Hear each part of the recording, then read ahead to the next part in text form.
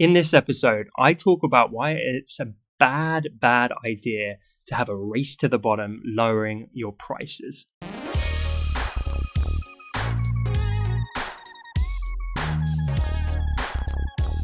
Welcome to episode 87 of The Honest Entrepreneur Show, where I help creatives to master their marketing. My name is Tom Ross, and let's get into the show. Hey guys, today's fun fact is we have a Harry Potter style sorting hat in our office. It's made out of an old Amazon delivery box, which was repurposed. And Marco's going to get it right now for all the video viewers. Let's have a look at this bad boy. There we go. Look at that. That's pretty impressive. Holding it up for anyone who's watching the video. Literally fashioned out of an Amazon box. We had a full sorting ceremony in our office where we did the Pottermore quiz because we have some serious Harry Potter nerds on our team. This question is from Niloufar. How do you compete with designers who are using lower pricing as their main strategy? Hey Niloufar, welcome to the show. The answer is you don't.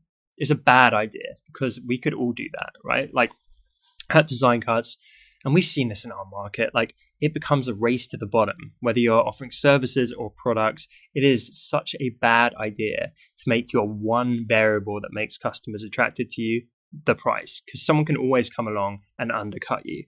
And then you undercut them. And like I say, it becomes this frantic race to the bottom and everyone loses because you get squeezed until you get no profit left. So I think it's a shitty strategy. I would definitely not advise it, particularly for client work, because you're just undervaluing yourself. You're selling yourself short. And the way I think about this, right?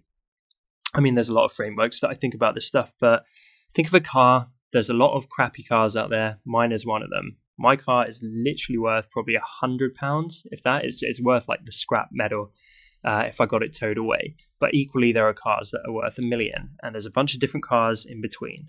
And so the same thing is true of your services. Just because there's people out there who are making logos $5 and Fiverr doesn't mean you should. Don't play in the same ballpark even as those people unless that's really what you want.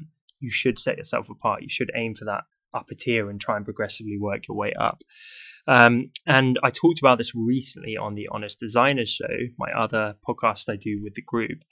And we were talking about how in those bottom rungs where you're more junior, you're not charging very much. Ironically, there is actually just so much competition that it kills you. So like I would say over 90% of designers in the world are probably somewhere on that bottom rung, charging very, very little, frantically clawing to get any client work they can.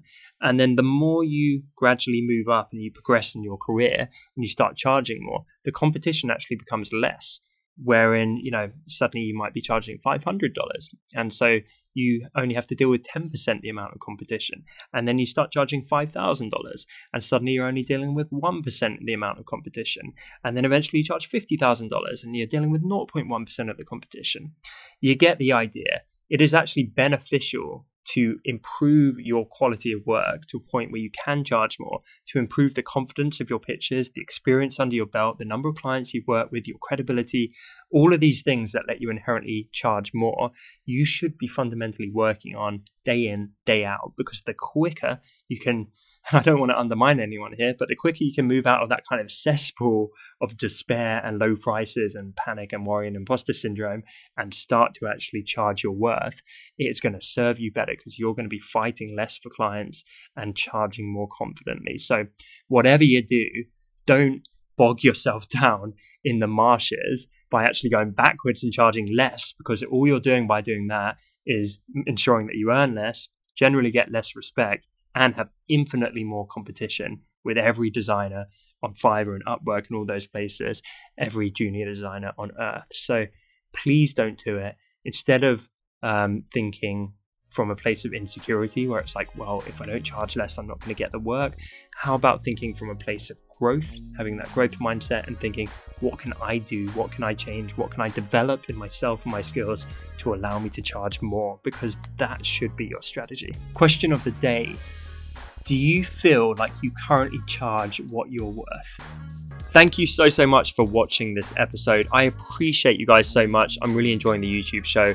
If you are too, then be sure to hit the subscribe icon and tick the little bell to get notifications when I post new content on this platform.